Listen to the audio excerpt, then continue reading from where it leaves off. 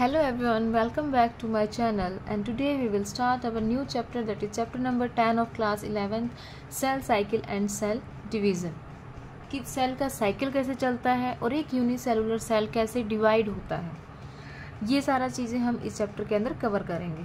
Okay, so let's start. Are you aware that all organisms even the largest start their life from a single cell. हमारी जो life है वो एक single cell से start होती है। You may wonder how a single cell then goes on to form such large organism. Growth and reproduction are characteristics of cell indeed of all living organisms. जो growth और reproduction है वो भी किसका characteristic feature है? Cell का, unicellular cell का। Okay, all cells reproduce by dividing into two with each parental cell giving rise the two daughter cell each time they divide. Means ये हमारा पेरेंट सेल है, जितनी बार भी ये डिवाइड करेगा तो हमें क्या मिलेगा? Daughter cell. ओके, ये डॉटर सेल है, ये डॉटर सेल, और ये क्या था? हमारा पेरेंट सेल था, right. This newly form daughter cells can themselves grow and divide. अब ये जो न्यूली फॉर्म डॉटर सेल है ये भी डिवाइड करेंगे, मतलब पहले ये ग्रो करेंगे, अगेन ये डिवाइड करेंगे टू के अंदर, right. That is formed by the growth and division of a single parental cell and its progeny. In other words, such cycles of growth and division allow a single cell to form a structure consisting of millions of cells. Right? Now, cell cycle. Cell division is a very important process in all living organism. मतलब जब तक cell divide नहीं होगा तो आगे cell बनेगा नहीं, growth नहीं होगी, रिप्रोडक्शन नहीं होगी। दैट्स वाई जो सेल डिवीज़न है वो एक इम्पॉर्टेंट प्रोसेस होता है लिविंग ऑर्गेनिजम्स का। During the division of a cell, जब सेल डिवाइड होता है, DNA replication and cell growth also take place. ये इंपॉर्टेंट लाइन है यहाँ पे कि जब भी सेल डिवाइड होता है during the division of a cell, मतलब जब सेल की डिवीजन हो रही है तो डीएनए का रेप्लिकेशन भी होगा और सेल की ग्रोथ भी होगी। ये नहीं है कि सेल डिवाइड हो रहा है तो डीएनए की रेप्लिकेशन रुक जाएगी, नहीं, ये मेन पार्ट है इसका। All this process, that is the cell division, DNA replication and cell growth, hence have to take place in a coordinated way to ensure correct division and formation of progeny cell containing intact genomes। मतलब ये एक वे के अंदर, मतलब line to line ने divide होते रहते हैं, रेप्लिकेशन होते रहते हैं एक इंटैक्ट जीनोम बनाने के लिए। The sequence of event by which cell duplicates its genome, मतलब एक जो सीक्वेंस होता है इवेंट्स का, जब सेल डुप्लीकेट कर रहा है उसके जीनोम को, सिंथेसिस कर रहा है the other constituent of the cell and eventually divides into two daughter cell is termed as the cell cycle. और इसी को हम क्या बोलते हैं? Cell cycle. मतलब ये जो इवेंट्स टेक प्लेस कर रही हैं, पहले हमारा सेल प्रिपेयर हो रहा है, फिर डीएनए डुप्लीकेट हो रहा है, फिर सिंथेसाइज हो रहा है, तो ये जो पूरा प्रोसेस है और लास्ट में दो ड्यूटर न्यूक्लियाई के अंदर या दो डॉटर सेल के अंदर वो डिवाइड हो जाता है, तो इसको हमने क्या बोला है? Cell cycle. और ये सारा का सारा एक सिंगल सेल से जनरेट होता है। सिंगल सेल है, डिवीजन स्टार्ट करेगा, डीएनए की रेप्लिकेशन होगी, राइट, उसकी सिंथेसिस होगी, ग्रोथ होगा। तो ये जो इवेंट्स हो रहे हैं, बट ये इवेंट सब एक सीक्वेंस के अंदर होता है। ये नहीं है कि डीएनए की रेप्लिकेशन पहले हो गई, ये सेल बाद में डिवाइड हो रहा है, नो, एक सीक्वेंस होती है, इवेंट्स होते हैं, टर्न बाय टर्न ये चलते रहते हैं। और ये जो पूरा प्रोसेस होता है सीक्वेंस का, that is known as cell cycle. Although cell growth in terms of cytoplasmic increase is a continuous process, DNA synthesis occurs only during one specific stage in the cell cycle। मतलब जो DNA की synthesis होती है वो सिर्फ एक phase के अंदर होती है। The replicated chromosome are then distributed to the daughter nuclei by the complex series of events। अब एक फेज आता है, एक स्पेसिफिक स्टेज आती है जहाँ पे DNA की सिंथेसिस होती है या रेप्लिकेशन होती है, और वहीं से एक कम्प्लेक्स सीरीज निकलती है डॉटर न्यूक्लियाई को डीएनए डिस्ट्रीब्यूट करने के लिए, right. These events are themselves under genetic control. ये सारे के सारे जो भी इवेंट्स है ये क्या होंगे? अंडर जेनेटिक कंट्रोल होते हैं। Okay, move to the next phase, phases of cell cycle. A typical eukaryotic cell cycle. अब हम इसमें कौन सा सेल रीड करेंगे? यूकैरियोटिक सेल, ना कि हमारा प्रोकैरियोटिक सेल। पूरा सेल डिवीजन जब तक चलेगा हम यूकैरियोटिक सेल की बात करेंगे। Is illustrated by the human cells in culture. These cells divide once. हमने एक ह्यूमन सेल लिया है कल्चर में, उसको हमने देखा कि जो ह्यूमन सेल है वो 24 आवर में डिवाइड होता है, ठीक है। कितना टाइम लेता है सेल डिवाइड होने में? 24 hours. However, this duration of cell cycle can vary from organism to organism and also from cell type to cell type.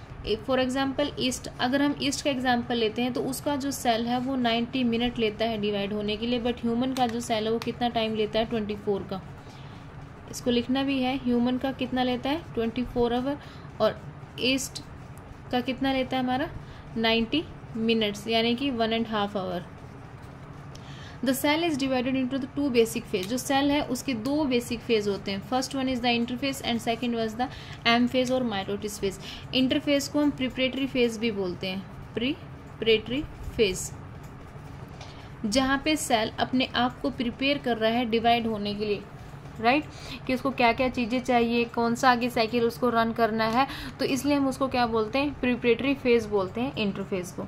The M phase represents the phase when the actual cell division और mitosis occurs. और M phase वो phase होता है जहाँ पे actual में cell division और mitosis जो है वो टेक प्लेस करती है.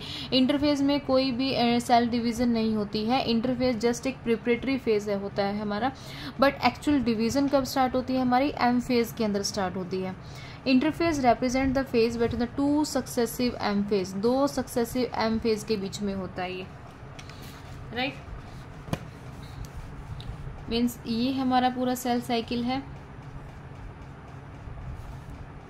ये एम फेज है और ये सारा जो है हमारा ये क्या है, इंटरफेज. इंटरफेज और preparatory phase.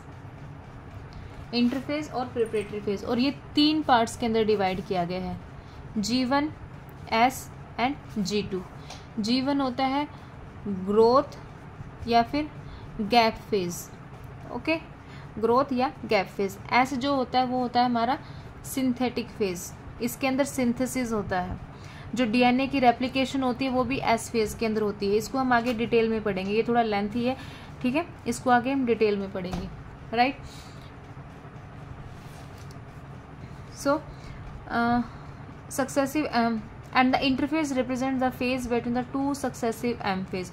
2 successive M phase के बीच का जो पार्ट होता है वो क्या होता है हमारा इंटरफेज. ये वाला जो पार्ट होता है वो क्या हमारा इंटरफेज है. It is significant to note that in the 24-hour average duration of cell cycle of human cell division proper last for only about an hour. जो सेल डिवीजन होती है वो लास्ट के 1 आवर में. It is significant to note that in the 24 hour average duration of the cell cycle, मतलब average duration कितनी होती है 24 आवर्स की होती है.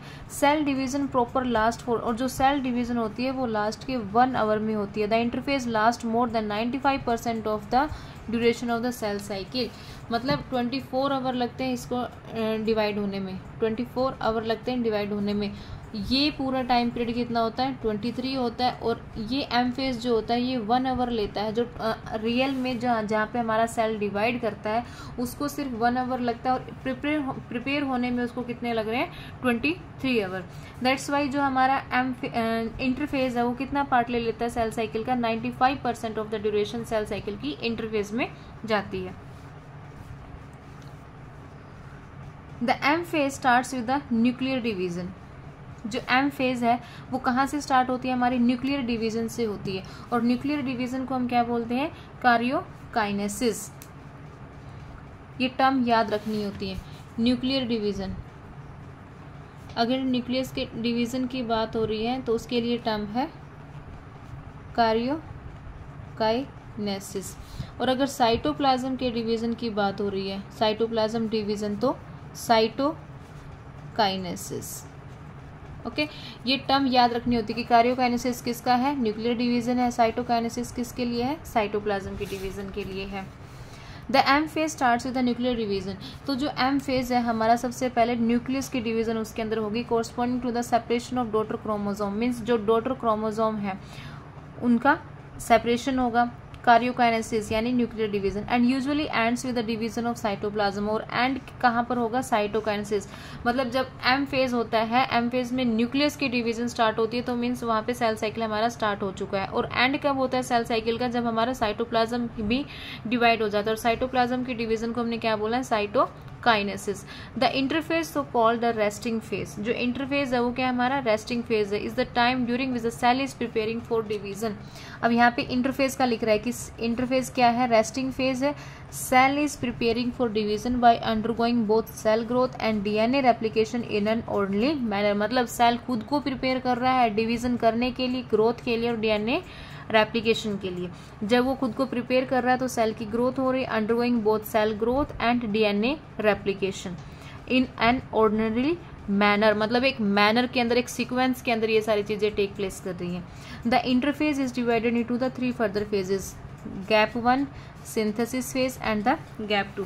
यही मैंने बताया है कि ये जो इंटरफेज है 95% पार्ट ले लेता है हमारे सेल साइकिल का। इंटरफेज को हमने प्रिपरेटरी फेज भी बोला। इसके 3 सब पार्ट्स होते हैं, G1 ग्रोथ और गैप फेज होता है, S सिंथेसिस फेज होता है और G2 जो है वो गैप 2 होता है। G1 phase correspond to the interval between mitosis and initiation of DNA replication। अब G1 क्या है, interval between the mitosis and initiation of DNA replication. ठीक है, मतलब ये बीच का पार्ट होता है। G1 फेज जो है ये बीच का पार्ट होता है। अब डीएनए रेप्लिकेशन हमारी S फेज के अंदर होती है। ओके, तो यहाँ पे हमारी इंटरवल है बिटवीन द इनिशिएशन, यहाँ पे इनिशिएशन हो रहा है, यहाँ पे प्रिपेयर हो रहा है, तो ये गैप है between the mitosis and initiation of DNA replication. During G1 phase the cell is metabolically active. क्या होता है, मेटाबोलिकली एक्टिव हो जाता है and continuously grows but does not replicate its DNA. मतलब ग्रो करता है, एक्टिव रहता है, बट डीएनए को रेप्लिकेट नहीं करता है। डीएनए जो रेप्लिकेट होता है वो कहाँ होता है, हमारा एस फेज के अंदर। S और synthesis phase marks the period during which DNA synthesis or replication takes place. During this time, the amount of DNA per cell double. जो amount होता है ये हमें याद रखना है। S phase के अंदर क्या होता है, DNA की रेप्लिकेशन होती है। ओके, और G1 के अंदर क्या है, DNA रेप्लिकेट होने के लिए प्रिपेयर हो रहा है। राइट, यहाँ पे ये प्रिपेयर हो रहा है, यहाँ पे DNA जो है वो हमारा रेप्लिकेट हो जाता है। और during this time the amount of DNA per cell क्या हो जाता है, डबल हो जाता है। If the initial amount of DNA is denoted as 2C then it increases to 4C।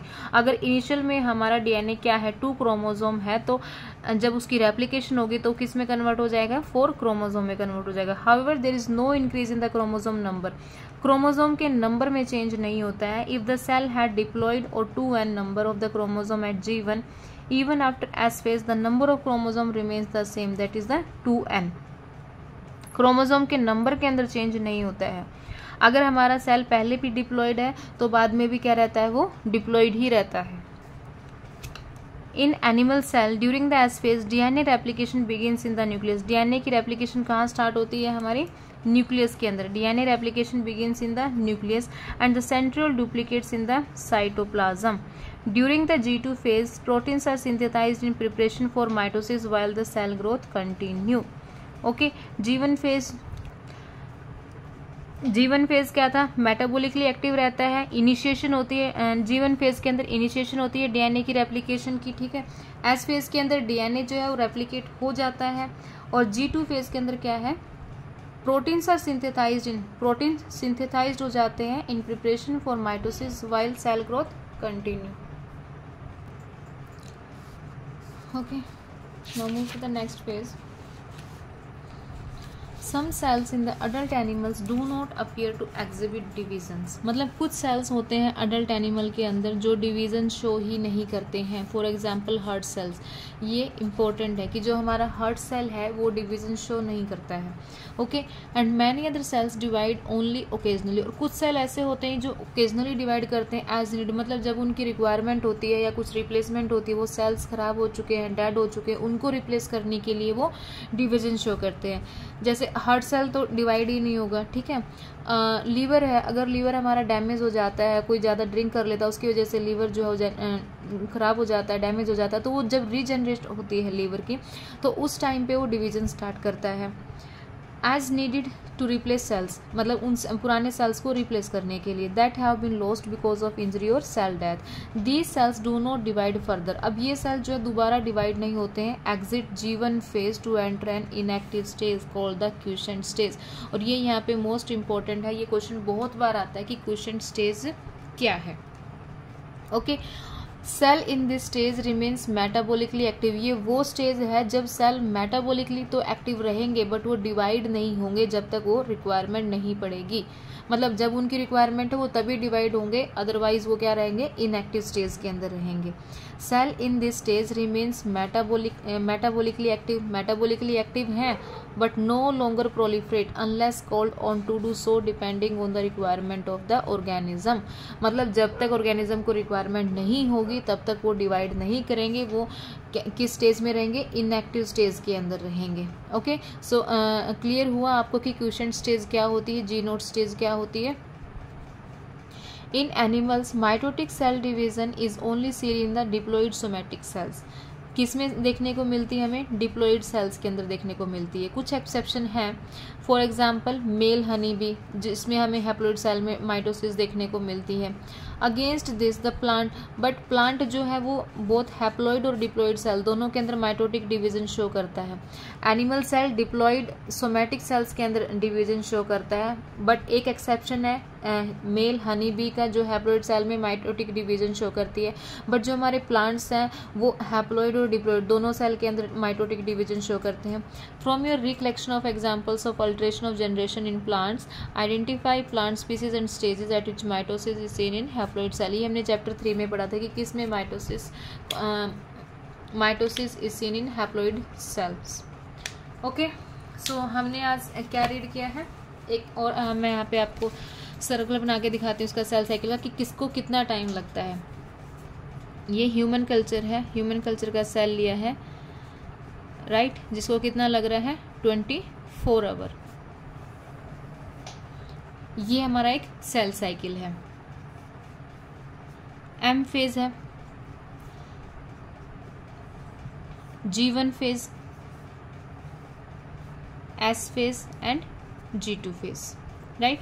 ये पूरा क्या है हमारा कंप्लीट, यहाँ से यहाँ तक, दिस इज इंटरफेज, क्या है हमारा इंटरफेज है। ओके, और ये हमारा क्या था, एम फेज है, ये इंटरफेज है। मैंने पहले ही बताया था कि ये इधर बताया हुआ है कि इंटरफेज में 23 आवर्स उसको प्रिपेयर होने में लग जाते हैं। एम फेज कितना लेता है, सिर्फ 1 आवर लेता है। एम फेज हमारा कितना ले रहा है, 1 आवर ले रहा है डीएनए को आगे सेल को डिवाइड करने के लिए, माइटोटिक डिवीजन शो करने के लिए। ओके, वो सिर्फ कितना ले रहा है, 1 आवर ले रहा है। इंटरफेस टोटल कितना ले रहा है हमारा, 23 आवर्स ले रहा है। 23 आवर्स में से सबसे ज़्यादा टाइम हमारा कौन लेता है, G1 फेज लेता है। इट टेक 11 आवर खुद को प्रिपेयर करने के लिए, डीएनए को प्रिपेयर करने के लिए, कि डीएनए खुद को प्रिपेयर कर रहा है रेप्लिकेशन के लिए, तो इसको पूरा टाइम कितना लग जाता है, 11 आवर लग जाता है। ठीक है, एस जिसके अंदर डीएनए जो हमारा रेप्लिकेट हो जाता है उसको कितना आवर लग रहा है, 8 आवर। ठीक है, 8 आवर। और G2 will take the 4 our, जहाँ पे हमारा प्रोटीन सिंथेसिस वगैरह होता है। ओके, क्लियर हुआ। ये टोटल साइकिल कितने टाइम का होता है, 24 आवर का होता है। 23 आवर इंटरफेज लेता है, 1 आवर जो हमारा एम फेज लेता है। G1 will take the 11 hours, S take the 8 hour and G2 will take the 4 hour. M phase take the only 1 hour of the whole cycle. G1 क्या है हमारा, growth phase है, gap between होता है M phase and the S phase. ये देखो G1 interval होता है एम फेज और एस फेज के बीच में, जिसके अंदर डुप्लीकेशन होती है सेल ऑर्गेनेलिज की। सेल ऑर्गेनेलिज अपने आप को डुप्लीकेट करती हैं, डीएनए जो है खुद को प्रिपेयर करता है डिवाइड करने, रेप्लिकेट करने के लिए। All proteins required for the, जितने भी प्रोटीन्स रिक्वायर्ड होते हैं डीएनए की रेप्लिकेशन के लिए, वो सारे के सारे कहाँ पर सिंथेसाइज होते हैं, G1 फेज के अंदर भी। जो उसको प्रोटीन्स चाहिए हैं खुद को रेप्लिकेट करने के लिए, वो पहले ही सारे अपने प्रोटीन्स को रेडी कर लेता है। बट कौन से फेज में रेडी करता है, G1 फेज के अंदर रेडी करता है, राइट। एस फेज जो है वो एस फेज जो है वो G1 और G2 के बीच का फेज होता है, जिसको अब 8 आवर्स लगते हैं। और यहाँ पे रेप्लिकेशन होती है डीएनए की, replication of DNA, replication of DNA and histone proteins. जो हिस्टोन प्रोटीन्स होते हैं डीएनए है वो यहाँ पे रेप्लिकेट होता है। ओके, और साथ में किसकी रेप्लिकेशन होगी इसके अंदर, रेप्लिकेशन ऑफ सेंट्रियोल और सेंट्रोजोम। एनिमल सेल की अगर हम बात करते हैं तो सेंट्रियोल और सेंट्रोजोम की भी रेप्लिकेशन यहीं से होती है, राइट। नेक्स्ट जो G2 फेज है ये किसके बीच में होता है, S फेज और M फेज के बीच में होता है and it take the 4 hours. सबसे ज़्यादा यहाँ पे large number of RNA and protein synthesize होते हैं। इसके अंदर क्या होता है, प्रोटीन सिंथेसाइज होता है। डुप्लीकेशन होता है किसका, माइटोकॉन्ड्रिया एंड प्लास्टिड का। किसका होता है, माइटोकॉन्ड्रिया एंड प्लास्टिड। ओके, ये क्वेश्चन यहाँ पे इम्पोर्टेंट है। G1 फेज के अंदर सभी सेल ऑर्गेनेल्स की डुप्लीकेशन होती है except the mitochondria and plastid. ठीक है, G1 के अंदर सभी सेल ऑर्गेनेल्स की रेप्लिकेशन होती है सिवाय किसको छोड़ के, माइटोकॉन्ड्रिया को छोड़ के और प्लास्टिड को छोड़ के। उनकी रेप्लिकेशन किसके अंदर होती है, G2 फेज के अंदर। राइट, ये यहाँ पे इम्पोर्टेंट पॉइंट है नोट डाउन करने के लिए। So today we cover our cell cycle, मतलब किसको कितना टाइम लगता है, G1 फेज को कितना टाइम लगा, S फेज को कितना टाइम लगा, G2 फेज को कितना टाइम लगा, M फेज को कितना टाइम लगा। कल हम डिटेल में पढ़ेंगे कि M फेज के अंदर कौन कौन से फेजेस आते हैं, कौन कौन से इसके सब पार्ट्स हैं। Okay, so thank you.